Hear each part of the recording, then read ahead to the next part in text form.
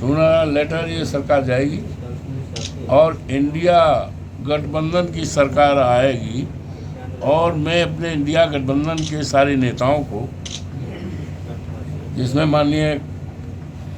अखिलेश जी हैं, माननीय राहुल गांधी जी हैं और माननीय अन्य तमाम विपक्षी नेता हैं, जिन्होंने देश को बचाने के लिए, बाबा साहब भीमराव अम्बेडकर के संविधान को बचाने के लिए, लोकतंत्र बचाने के लिए और इस देश के करोड़ों करोड़ों नौजवानों को भविष्य अंधकार को बचाने के लिए और ये अग्निवीर जैसी जो हमारे सेना का एक गौरवशाली इतिहास है, दुनिया के तमाम लोग हमारी सेना को लोहा मानते हैं, उसको अपमान को अगर किसी ने अपमान बढ़ाया है सेना का, तो कोई दूसरी पार्टी नहीं है, ये भारतीय जनता पार्टी है। हमारे नेताओं ने कहा था और वो सब जो चुनाव का घोषणा पत्र आया था, कांग्रेस का आया था, समाजवादी पार्टी का आया, उसमें ये सब कहा गया है कि हमारी सरकार बनेगी तो हम अग्निवीर जैसी ये व्यवस्था है ख़त्म करके और रेगुलर सेना में भर्ती करेंगे, सेना का सम्मान मान बढ़ाने का काम करेंगे। इस देश और प्रदेश के नौजवानों को जो बेरोजगार हैं उनको सरकारी नौकरी देकर, क्योंकि किसी देश की दौलत हीरा जवाहरात सोना चांदी नहीं हुआ करता है, बल्कि देश की दौलत वहाँ के जवान, नौजवान और इंसान हुआ करते हैं। आज उनके भविष्य को अंधकार में बनाया है,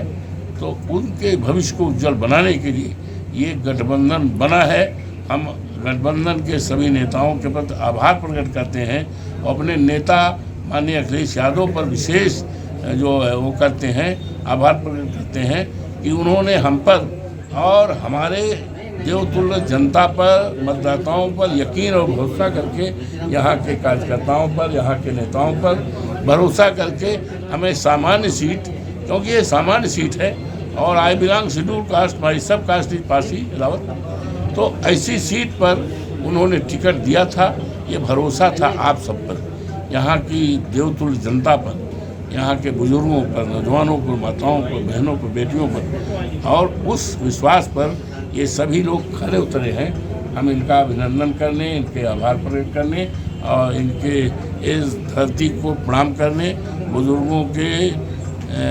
पैरों को प्रणाम करने, उनकी धूल को माथे लगाने और ये विश्वास दिलाने आए हैं कि आपने जो उम्मीद के साथ हमें ये सत्ता दी है या जो शक्ति दी है, हम उस पर खड़े उतरेंगे। ये जाने चुनाव जीतने से पहले आपने एक वादा किया था कि जनता, अयोध्या की जनता को न्याय दिलाएंगे। कौन सा न्याय दिलाने का काम करेंगे आप? ऐसा है, आप हमारी बात समझ नहीं पाए शायद। हमने कहा कि उनके आशाओं और इच्छाओं को पर खरा उतरेंगे। जो भी है अन्याय हुआ है, लोगों के घर ढहाए गए हैं, लोगों के 100-100 साल के मकानात गिराए गए हैं, मुआवजा नहीं गया, ज़मीन ले ली गई, करोड़ों करोड़ों रुपए की बेशुमार कीमती ज़मीन ले गई है, उनको मुआवजा नहीं दिया गया है। उनको मुआवजा दिलाने का काम करूँगा, उजड़े हुए लोगों को बसाने का काम करूँगा और पूरी तरह से जो प्रभु श्री राम की जो मर्यादा तोड़ी गई है,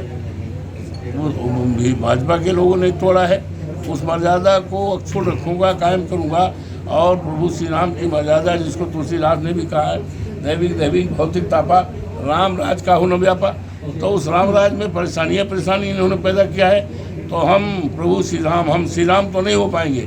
लेकिन प्रभु श्री राम की मर्यादा केवल उत्तर प्रदेश और हिंदुस्तान में ही नहीं, सारी दुनिया में उसको अक्षुण्ण रखूँगा, कायम करूँगा और उसके लिए संघर्ष करता रहूँगा।